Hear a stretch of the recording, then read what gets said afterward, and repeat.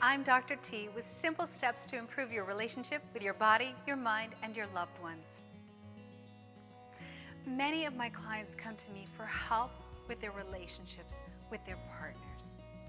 In describing their problems with their spouses or partners, I always examine the language that they use, both in therapy and when they are describing the communication issues with their partners. What I'm looking for is any type of violent communication practices. But what do I mean by violent communication?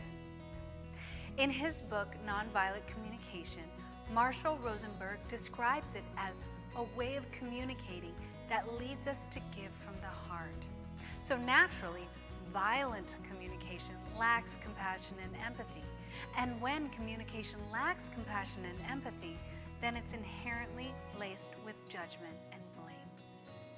So many relationships become dysfunctional because of the prevalence of violent communication between spouses or partners. Many of my clients learned poor communication styles growing up that inevitably bleed into their relationships. In order to help them, I introduce nonviolent communication as a remedy. Nonviolent communication involves 4 basic steps. The first is to listen and observe non-judgmentally. This is probably the hardest step of all because we're so conditioned to judge everything we see. But we must understand that our judgments are often based only on what we knew and observed from the past and limits any other cause or reason for a person's behavior. When we observe non-judgmentally, we can call out what we see. Wow, you seem really upset. Can you tell me more about what's bothering you?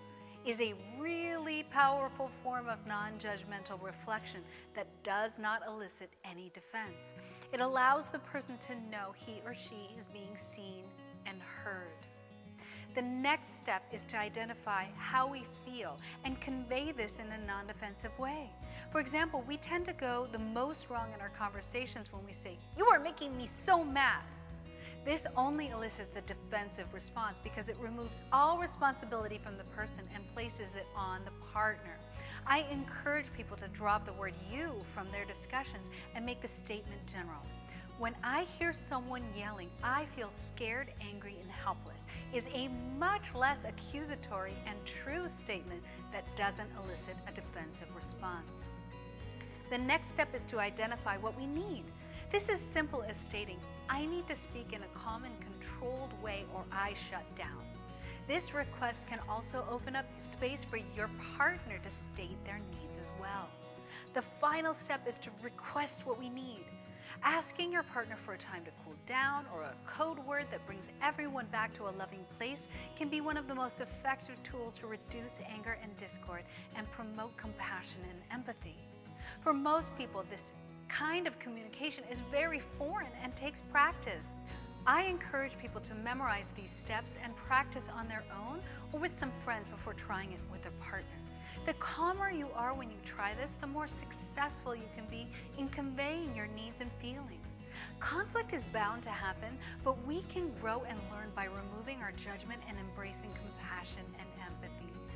Don't forget to join our community, subscribe and like our videos. Let me know your questions in the comments below and I might make a video about it. And remember to hit that notification bell so you can receive the latest video from